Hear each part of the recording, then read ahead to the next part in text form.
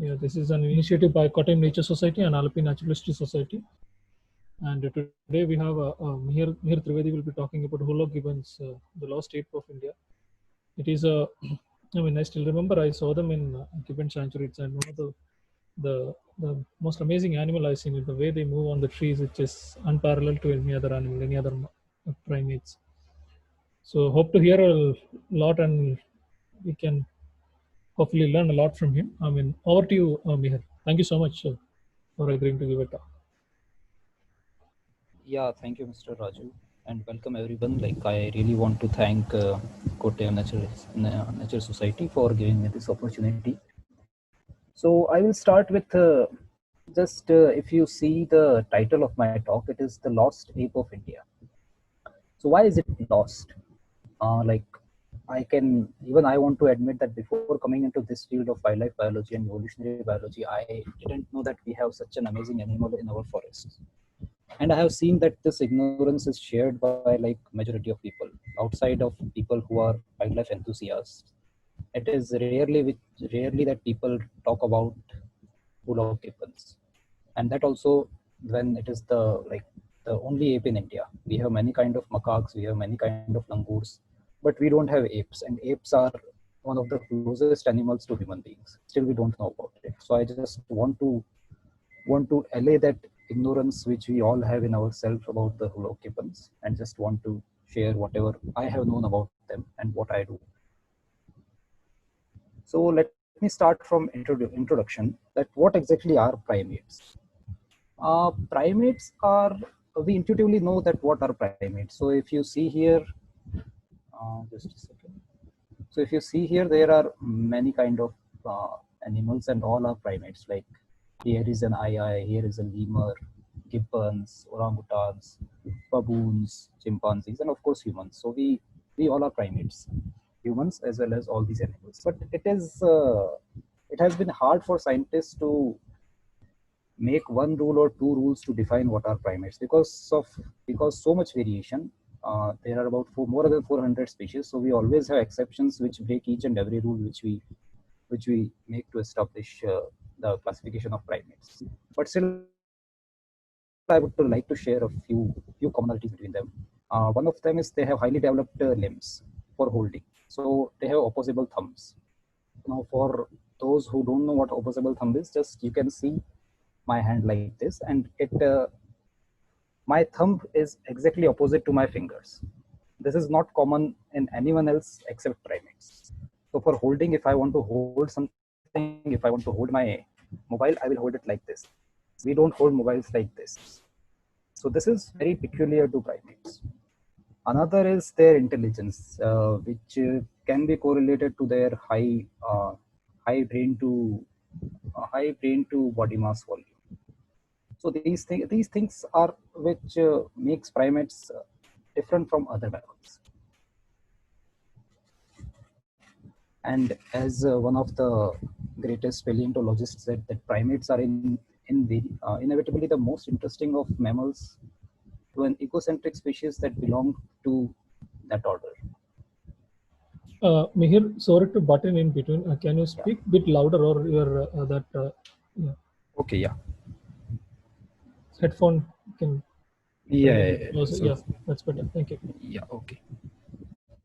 Yeah, so as George Gaylord Simpson said, the primates are inevitably the most interesting of mammals to an egocentric species that belongs to this order. Now, if you see that, as I said, we are also primates. So, of course, we are more interested in primates because we are interested in ourselves. We like to see some reflection of ourselves in the primates. So that's why primates became more and more interesting to our own species.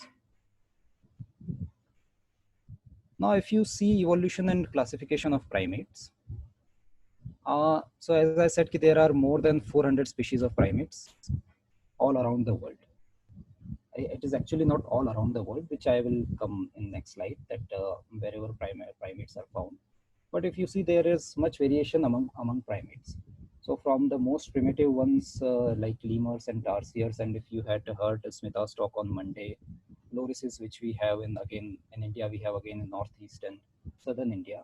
So from these primitive primates, we straight go towards the human beings, the Homo sapiens.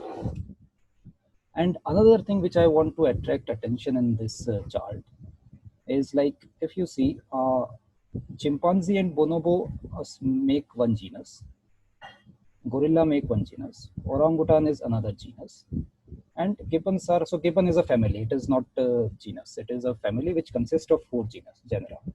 So according to this graph, crudely we can say that gibbons are fourth nearest to humans, and gibbons are the only as I said, gibbons are the only animals which are so near to humans and also found in India. So we don't find gorilla or chimpanzee or orangutan in India. That's why they become more and more interesting.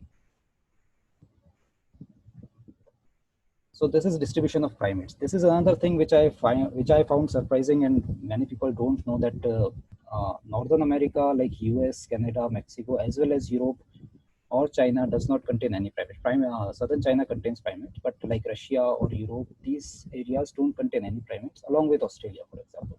So primates are confined to India, Southeast Asia, Equatorial Africa, South Africa, and Brazil, and forest of Amazon. So, only exception being that some introduced macaques are there in the southern tip of Spain, which is Gibraltar. So we find Barbary macaques that are also introduced from this area of Morocco. Otherwise, no primates are found anywhere in the world except majorly in equatorial regions. Now from primates, so I showed primates are here, that there are 400 kinds of primates. Now let's come to apes. Apes again involve ourselves as well as gorilla, chimpanzee and bonobo. Chimpanzee and bonobo are sister species, which are like Pan peniscus and Pan troglodytes. Gorilla again has two species. Pongo is orangutan, it has three species, and gibbons. So gibbons are very much varied if you compare them to the other three primates. So if you count the total number of species of other three primates would be 3, 2, and 3, it would be 8 species. But gibbon alone would go beyond 20 species. And as we speak, there are people are discovering new species and subspecies and subpopulations. The variation between gibbons is much more than any other member of apes. Coming on to next. So now let's come to distribution of gibbons.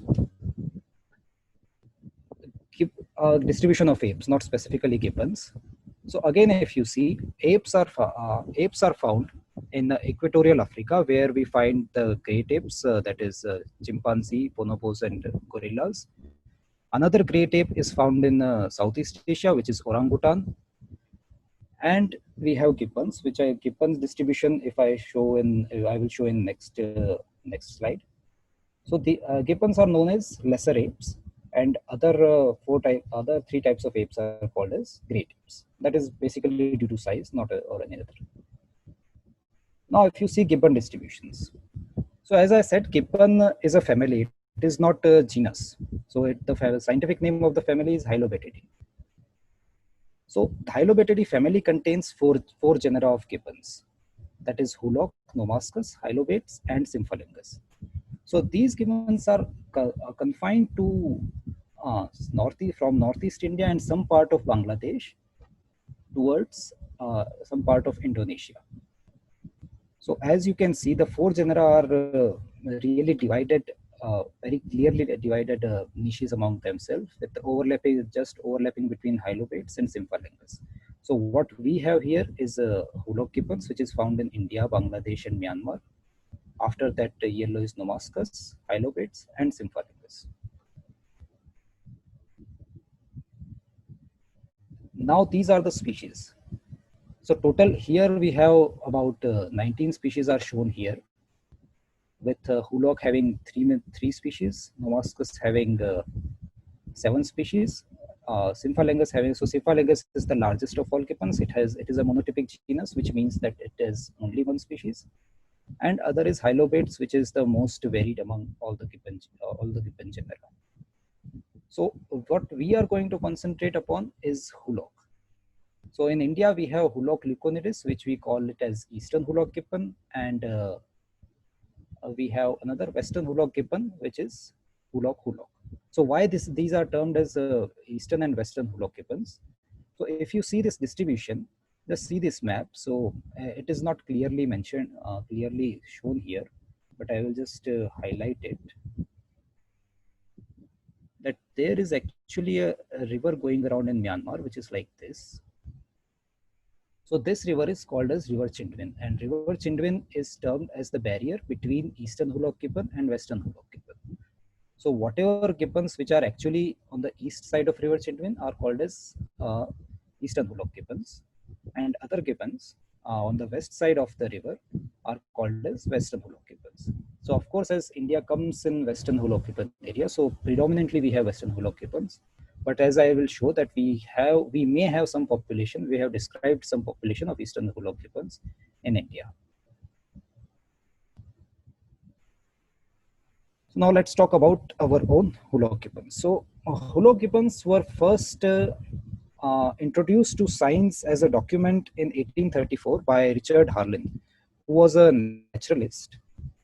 So he traveled to Assam, then Kingdom of Assam, and found these, he said, human-like animals. He actually classified them as orangutans to be prominent in the canopy there. So then what Britishers did, so his documentation comes from not wildlife studies, he just saw them and returned, but his drawings and sketches come from the pet which were smuggled by Britishers from India to London. So actually in his document it is written that he saw 3 Hoolock gibbons which were transported from India to Cape of Good Hope in South Africa, and from there to London. So of course, like 3 gibbons were transported. So 2 died between India to South Africa, and 1 died as soon as it reached London, which is like, I don't know why it was not natural that gibbons which live in like evergreen forest, 50 to 100 feet height above trees, how can they survive this long sea voyages? But yeah, it happened. But yeah, it first time introduced Hoolock gibbon to science in 1834. And it is very, very amazingly and very empathetically Harlan has described the Hoolock gibbon which he had chance to interact with. I will just share with you some statements which he has written in the paper from which I took this sketch. So what he told about the animal.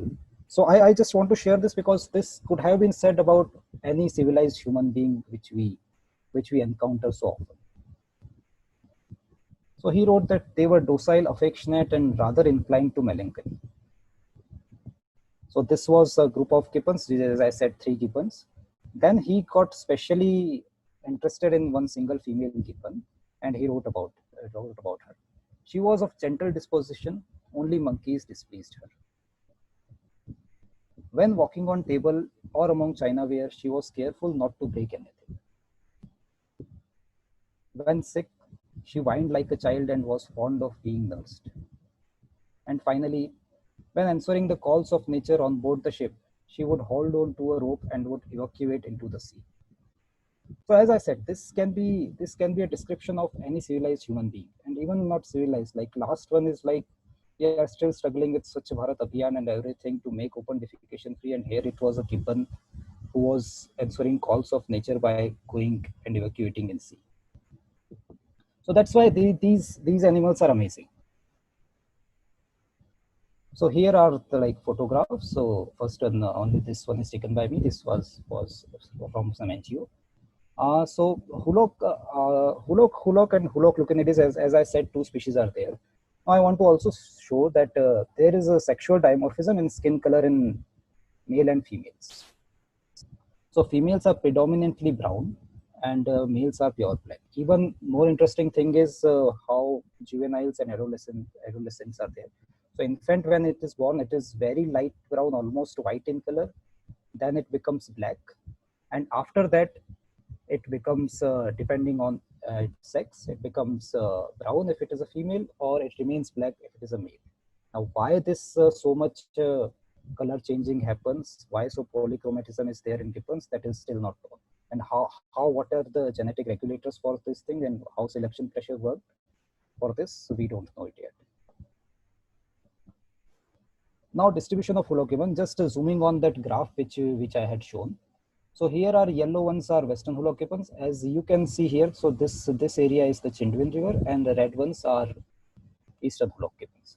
So as I was saying that we have small population of Eastern Hologibbons, which is this part. So like two district, Lower Dibang Valley district, Lower Dibang Valley and Changlang district has a population which is morphologically classified as Eastern Hologibbons. So we are in our lab, and some other labs are also working to find that is there a genetic basics for this division, that is this population really Eastern Hologibbon, or it is just a part of Western Hologibbon. But yeah, for the sake of presence, we have published data that it is Eastern Hologibbon. So we will just believe that we have a small population of about 140 to 150 individuals of Eastern Hologibbons in Arunachal Pradesh. Rest, whatever we have in Assam, Mizoram, Tripura, Nagaland, that is all Western Hologibbons. So this is the terrain where gibbons live. So this is Hulangapar Gibbon Sanctuary. So Hulangapar Gibbon Sanctuary is the prime location where you can find gibbons as well as all other primates of Northeast. So as I said, gibbons live in evergreen forest. So as you can see, there is thick undergrowth. There is no way to go inside. As well as I am not able to show here, but canopy are joined. So gibbon jumps from one tree to another tree, and they have a territorial range. So they need a joint canopy to traverse their path and commute in forest. As well as you can see here in Namdapha National Park that even hilly regions gibbon can survive, not very high. So the highest gibbon population is found at about 3,000 meters. But here in this hilly region, so I have personally seen gibbons from like jumping from this tree to jumping to this tree. So this is common for gibbons to traverse these trees very comfortably and very agile. Now characteristics of Hulok gibbons, and I would say that these are not restricted to Hulok gibbons. Most gibbons are like that. So I want to share where is a loud mating calls, monogamy, and brachiation. So gibbons have very shrill voice that they make. So just first hear the voice, what they make.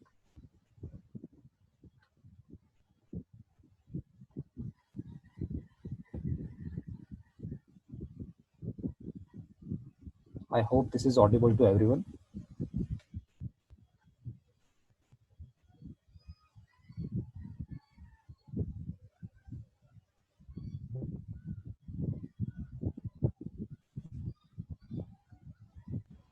It's feeble. It's not very clear. It's not. Okay, so should I play it again? Yes, please. Yeah, sure.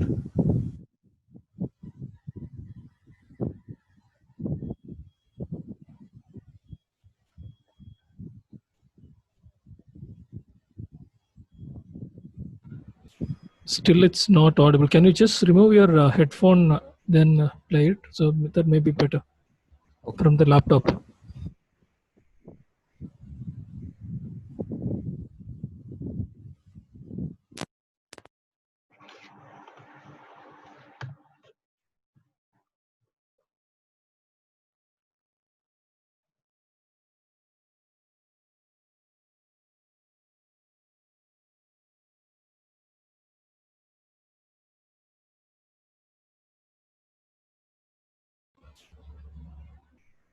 No, Mihir, we can't hear it. It's okay. You can plug in back your headphone. There's some issues with the audio. Okay, yeah, maybe some issues with the audio.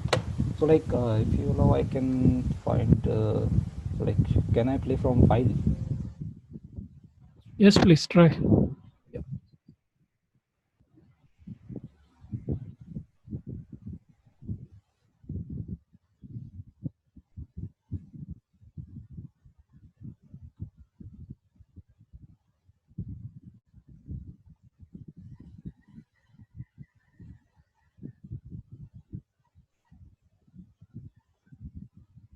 So now is something audible there?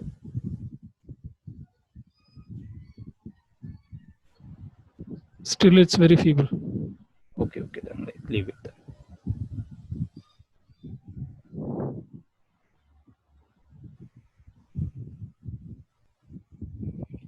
Okay, so yeah, like we are not able to properly I was not able to properly give the calls, but yeah, you can search it on internet. You can find gibbon calls, that how strange they are.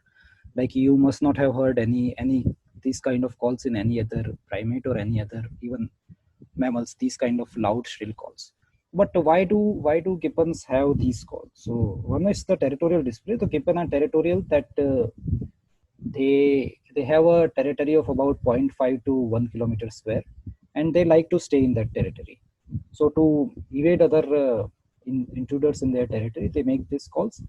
As well as calls are sign of mating behavior, that the better your call, somehow the better your call, whatever better is in the definition of gibbons, the better you have chances to attract mate. And even the families, as I will tell you, that the families are predominantly monogamous. Even the families have a duet, so male and female of a family would sing a duet, which is like properly synchronized, and people have studied that how do they synchronize their duets. So these calls are very intrinsic part of being a gibbon. Next is their monogamous lifestyle. So this is just a second. So this is female and the offspring, and this is the male of same family. Which so these I have seen these. So this family, they live in monogamous groups. So gibbons don't have polygamous societies. They are properly monogamous in structure, and normally they either would have one offspring or two offsprings. Now, why they are monogamous in structure is another query which has been addressed, not very confidently, but the reasons could be like, because investment in parental care is too much for a single female to do and male to roam around. That's why other reason people have hypothesized that there could be infanticide. So if another male comes, so it will kill the previous male's child. So that risk of infanticide is too high in gibbons. People have hypothesized that. We don't know about it. So maybe that could be the reason that they follow monogamous style. Now again, I will say that this is not without exceptions. Many groups have been seen even in India, that have like three males and one female, or one male and five females. So these kind of groups are there. But yeah, predominantly gibbons follow monogamous lifestyle. Other is brachiation. So brachiation is primary mode of gibbon. So gibbon, if you ever see a gibbon walking, it has a very strange gait, that you can see that it is not very comfortable to walk, but they are very much comfortable to hang. So as you can see here, they have very large forelimbs, which are specially made for hanging, and they are very agile on trees. So they will just jump from one tree to another tree very swiftly. So as you can see here, the length of limb, as the length of forelimb is much more than length of hind limb. So this is part of being gibbon, that you have to have that.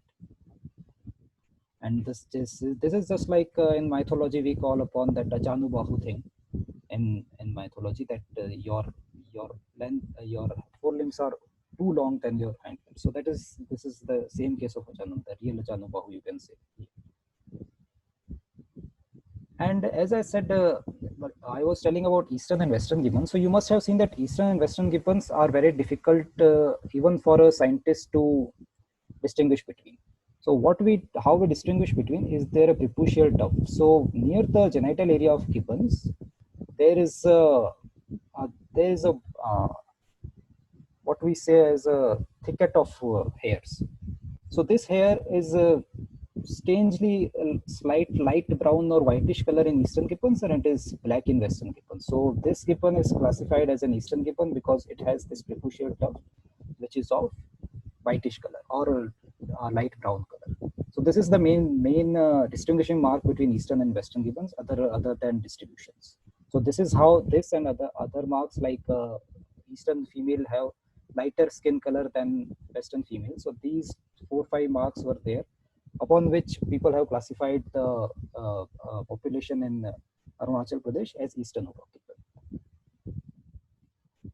Now, what do gibbons eat? Gibbons are predominantly frugivorous. There are some instances where they have been seen eating some insects or like that, but they are predominantly frugivorous. And these three trees are main. So kadam, everyone knows about kadam. It is very common in the whole of India, kadam tree, and it is also considered holy. So people must have seen it. Other is this hog plum. Hog plum is called as wild mango. So they and this is Urium, which has this bunch of fruits which are very favorite to gibbons. So these three plants gibbons survive on mainly on these three plants, and otherwise also there are many frugivorous plants are there in forest which Hulok gibbons eat. Now, what are the other primates that Hulok gibbons live along? So other primates are mainly like pig-tailed macaque. So even these primates are specific, are actually not endemic, but in India they are only found in northeast India. So one is pig-tailed macaque, Cape langur, and stump-tailed macaque. The difference between pig-tailed and stump-tailed macaque, like other than species, is their niches.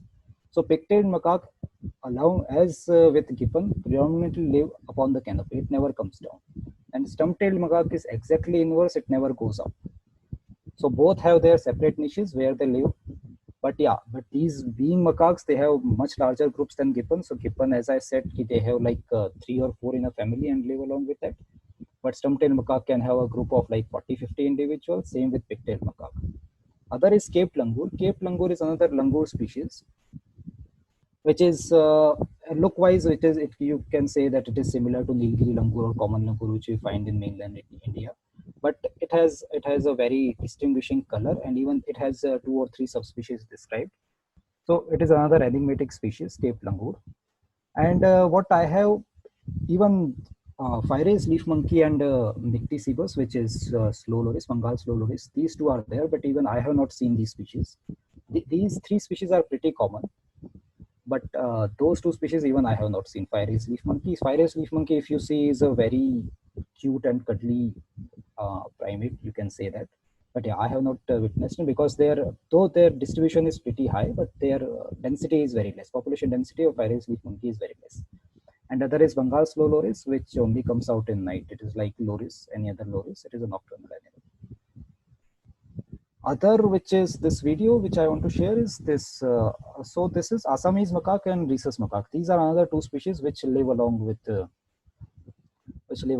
gibbons. So rhesus macaque is common. Assamese macaque is said to be common, but yeah, I have not observed it to be much common. So this, I was just, we were actually in Itanagar Zoo, we found this interesting case that perhaps there was a hybrid between Assamese macaque and rhesus macaque. So the right one here is an Assamese macaque and left one here is a rhesus macaque. So this can be a case of hybrid, and that the offspring is a hybrid between Assamese and rhesus macaque. So again, these are difficult to distinguish species, but yeah, these are separate species which have separate evolutionary history. So now I will come that what are the threats to Hulok gibbons. So as we know that environmental threats are everywhere. So of course Hulok gibbons also have these environmental threats. So majorly I have classified 5 threats which are most dangerous to Hulok gibbons. So these are fragmentation, jhum cultivation, encroachment, poaching, and grazing pressures. So let's see them one by one. So fragmentation is kind of an adjustment between deforestation and afforestation.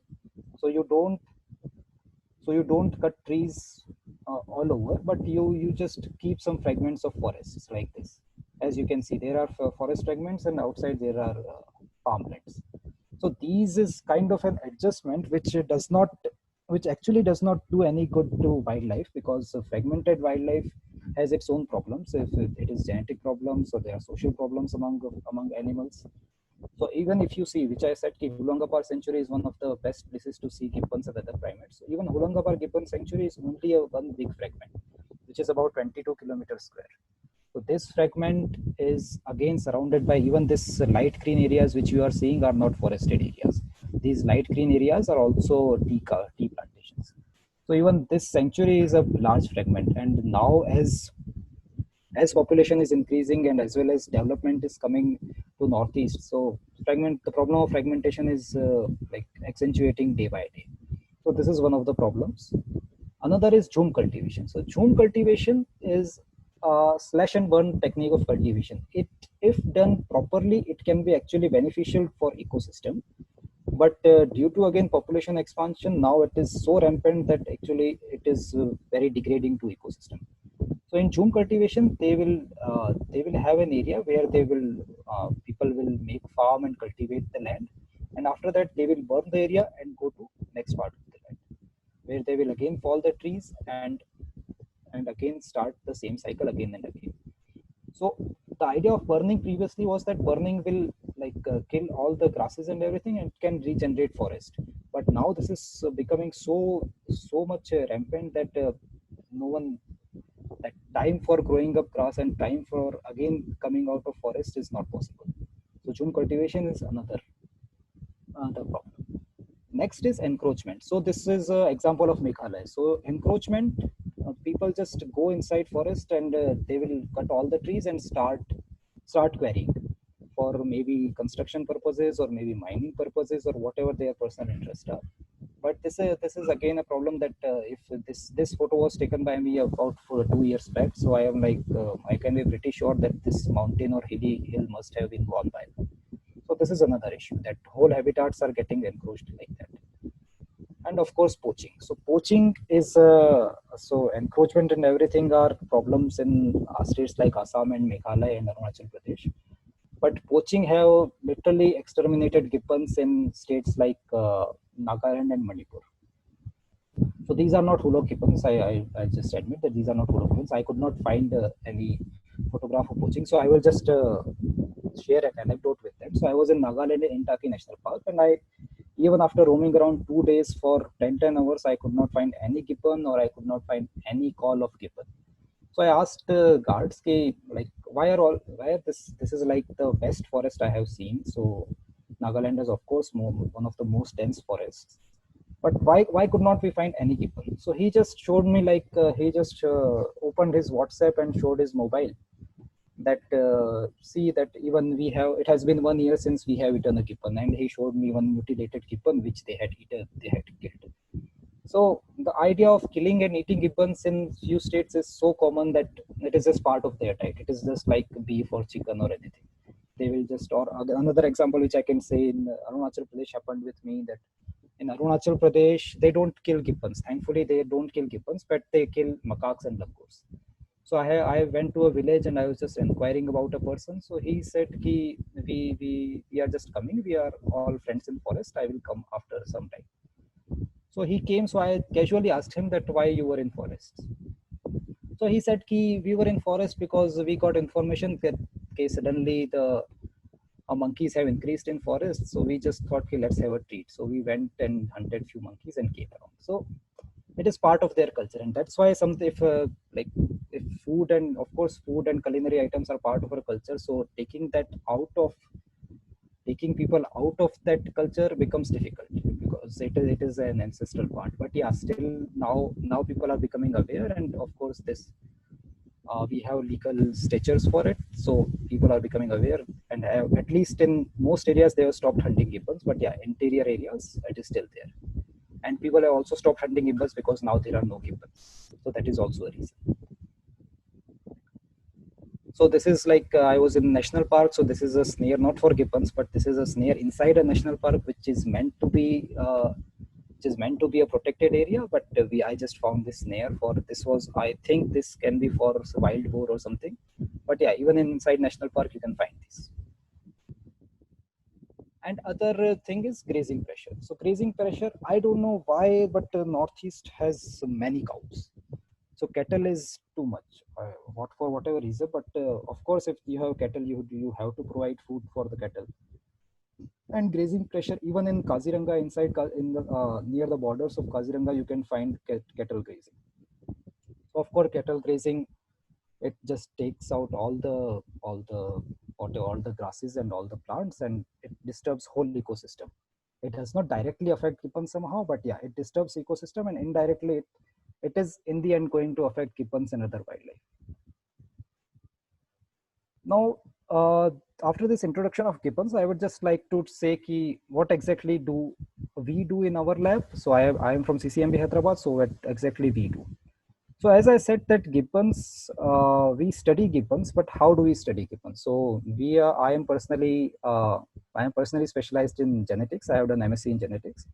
So I want to understand the genetic basis of speciation in gibbons or evolution in gibbons, or as I said, gibbons are close to human beings, so how close they are, like that. But if you work in wildlife, you can't just take an animal and take blood sample or do whatever you want. So what we follow is non-invasive sampling. So non-invasive sampling, we don't touch wildlife or we don't disturb wildlife. We just go there and we try to take samples which are least invasive to animals. So these include feces, hair, urine, and feathers. Now, of course, feathers can't be possible in gibbons. Hair are again, finding hairs is very difficult because hair should also be with follicle to isolate DNA. Urine is again not possible. So of course, the main workhorse of our work is fecal sampling. So we go and follow gibbons and just stare at them till they poop, and then we go and collect poop. That's how we work.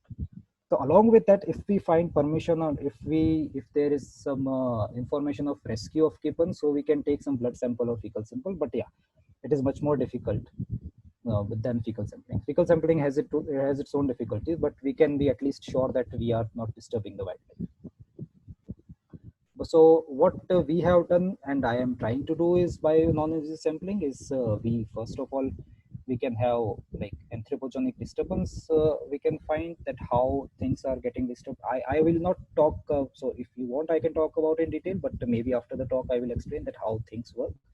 But I will just say that anthropogenic disturbance we can find, population genetic diversity, as I said about genetics, assessment of pathogens, are if is there any parasites, special parasites in the population, evolution and phylogeny, which I am personally doing in gibbons, and we can have stress evaluation in various animals by non-invasive sampling. So these all things can be done by fecal sampling.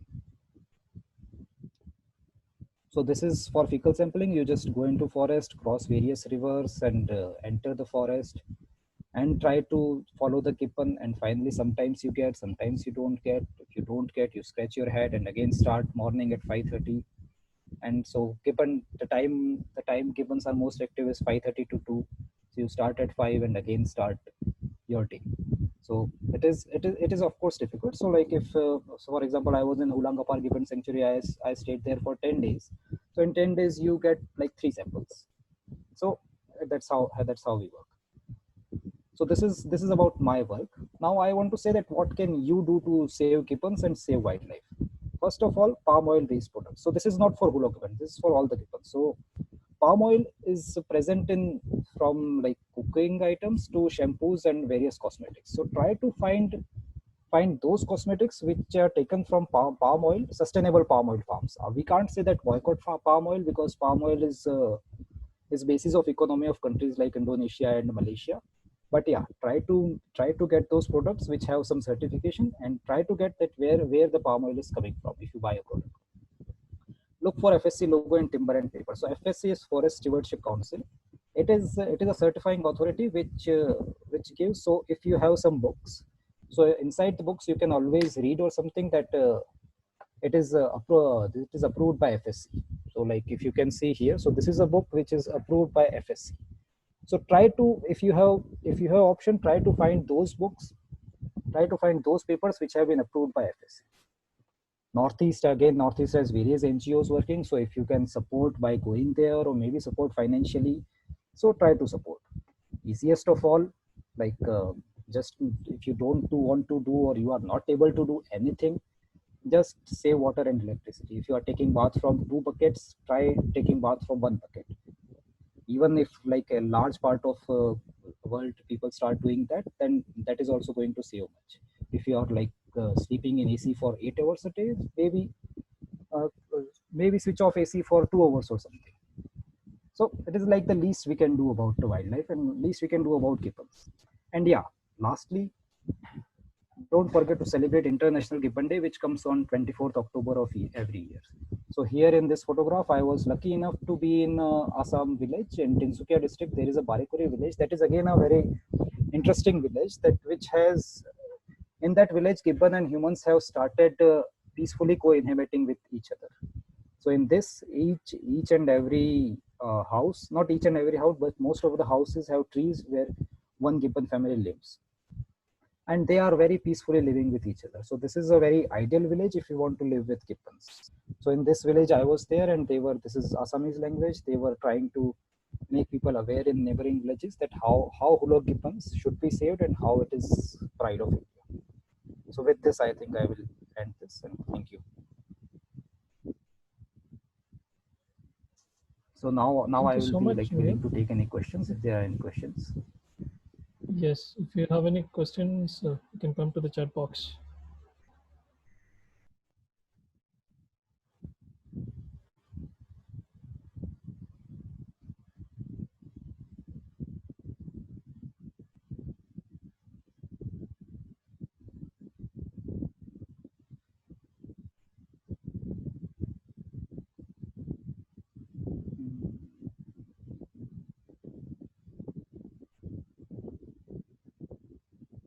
So I will be reading questions here.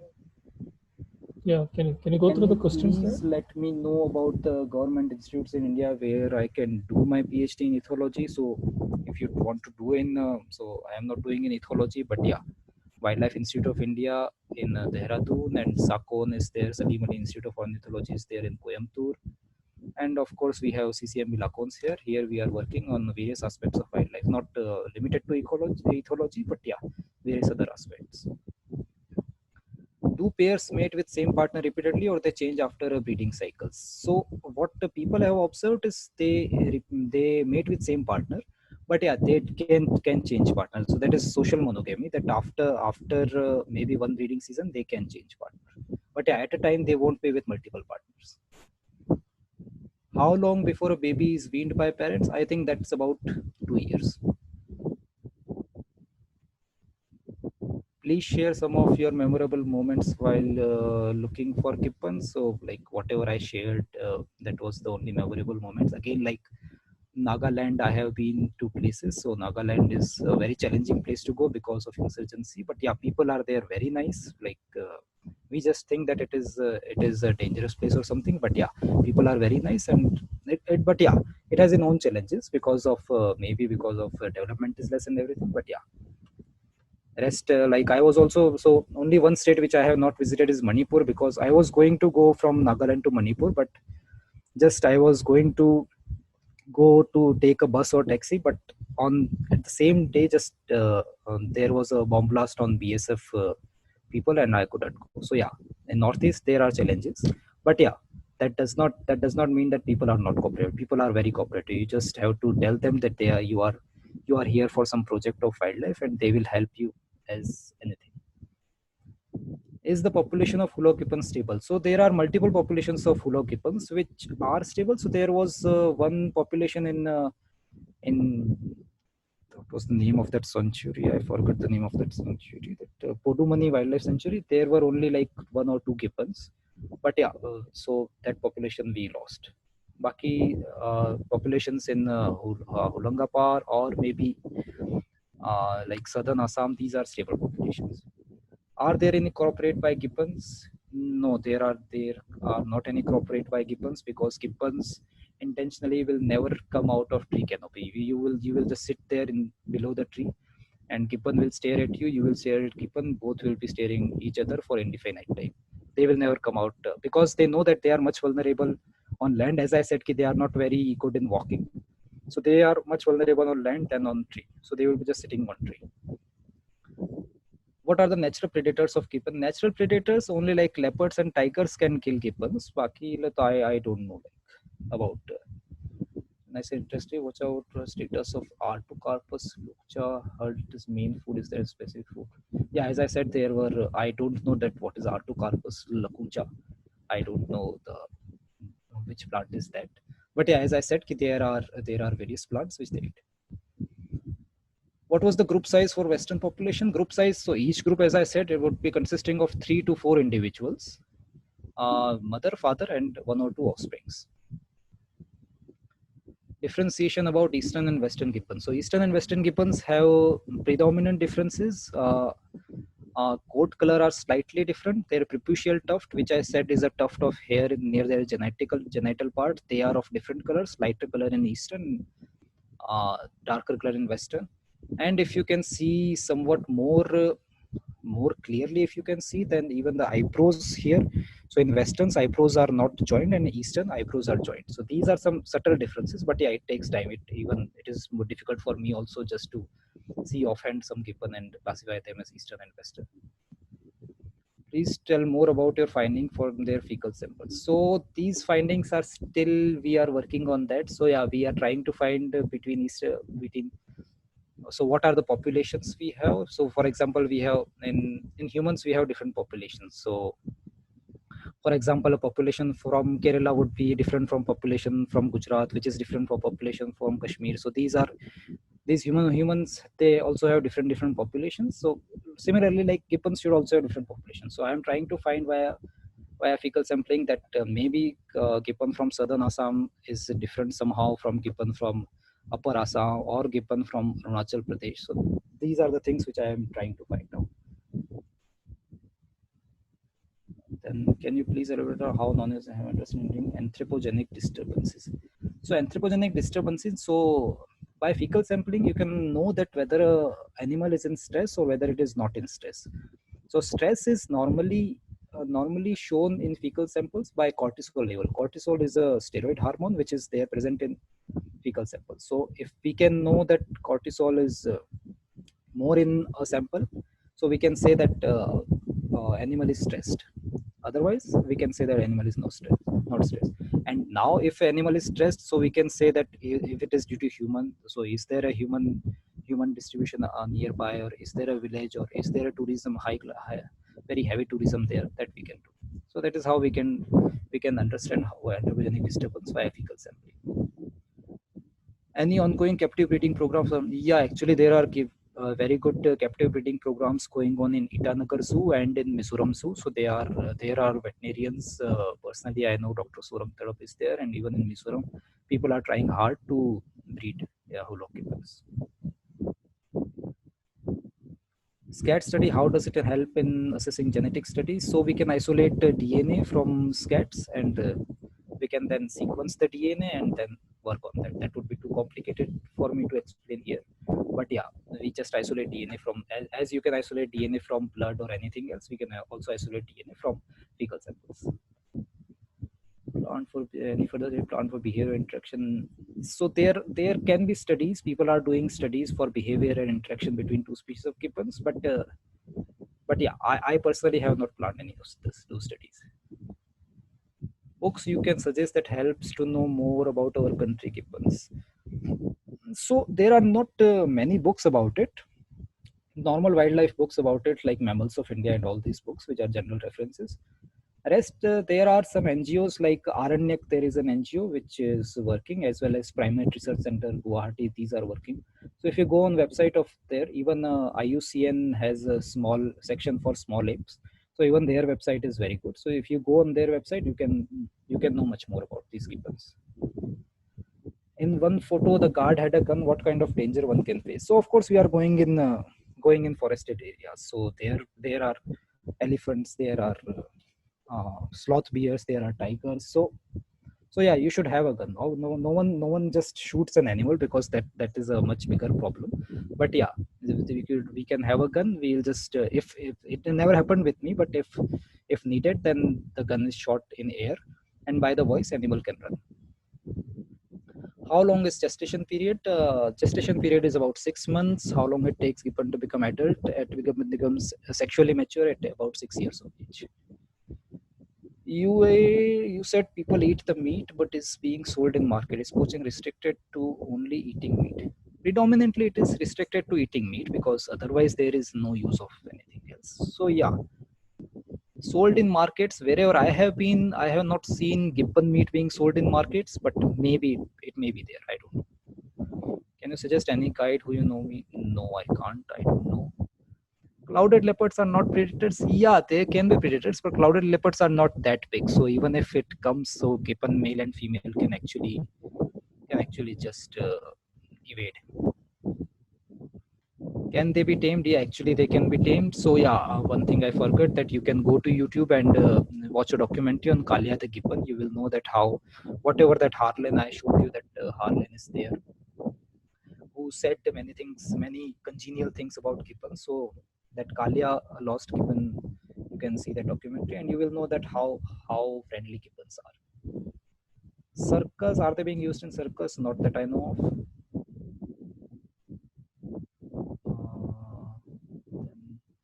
What will be the effect of coal mining on the development of population? So as I said, if coal mining is in the forested area, it is going to affect gibbon as much as it is going to affect any other wildlife. Of course, gibbon or any wildlife doesn't like to be intruded by humans, so that area of forest will lose that area of forest to for coal mining. As now we have this Dihang Patkai thing is going. So yeah, as said before, they will release offsprings from Itanagar Zoo.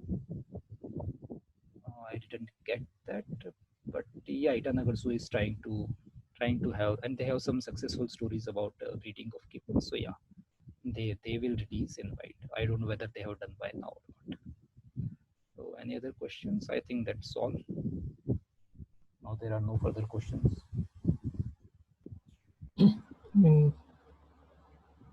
Just checking in. Okay, I have a question. What is the ancestor of all these gibbons? Where do they evolve from?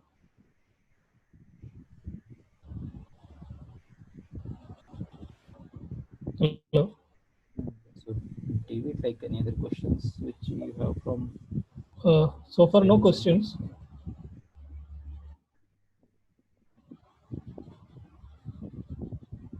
Thank you everyone who was saying nicely presented. Yeah, anytime. And yeah, if you have any more queries after today, you can always mail me at Can you just put down your email ID? That is MIHIR at CSIRCCMB without any gaps .org. Maybe they are not the lost ape. No, they are not yet lost. But I said lost because it is lost in our minds, that people don't know about it. That's why it is lost. It is not yet properly lost. Yeah, and hopefully it will not get lost if we are aware. Why aren't they found in other parts of India? So the barrier for gibbons is the Brahmaputra River. So gibbons can't cross river. So the last thing the gibbons are found is on the left bank of Brahmaputra River. So yeah, after that there are no gibbons. Do they fight for territory? Yeah, so there are territorial displays there, but physical fight I have not seen. But yeah, as I said, their calls are territorial in nature. So yeah, they fight for territory.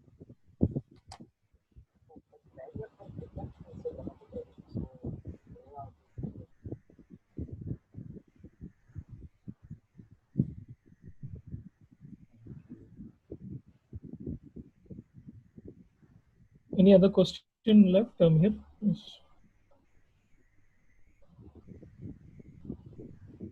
Hello.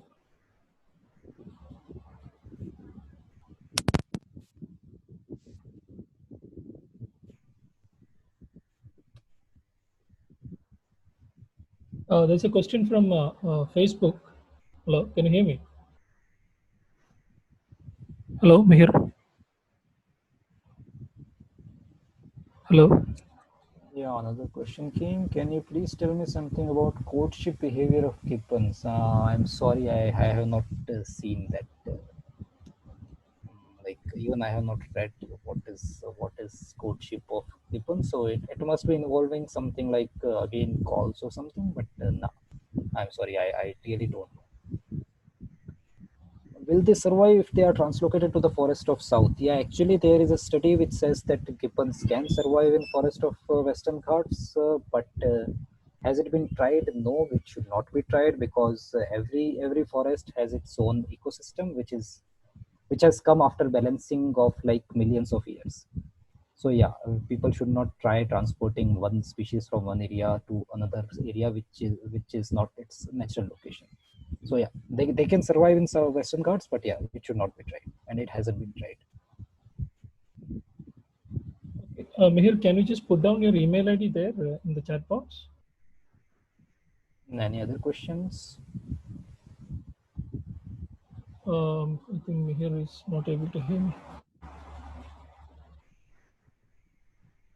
Karthik, can you come there?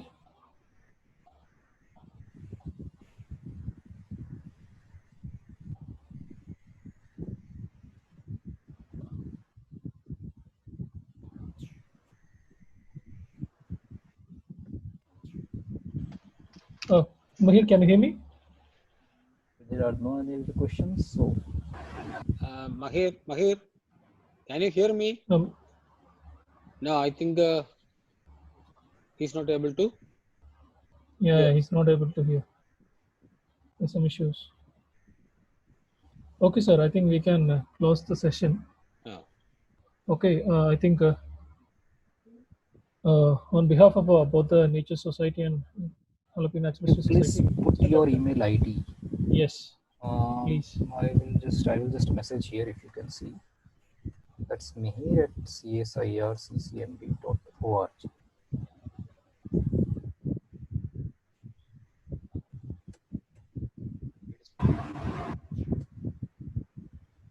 So that's my email ID. You can contact me anytime. Yeah, mihir@csirccmb.org, isn't it?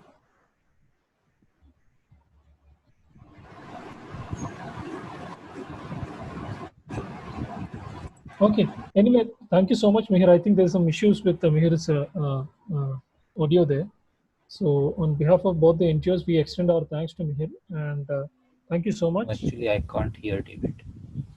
Yeah. I don't know what happened, but no. Can you remove your this thing?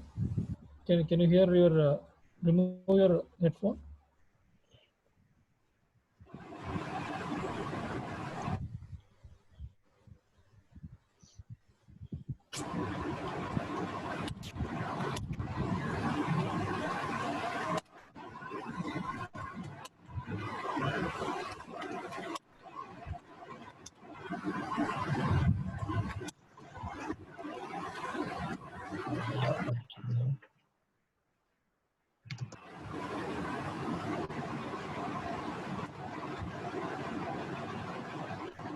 Mihir, is it audible? Can you hear me?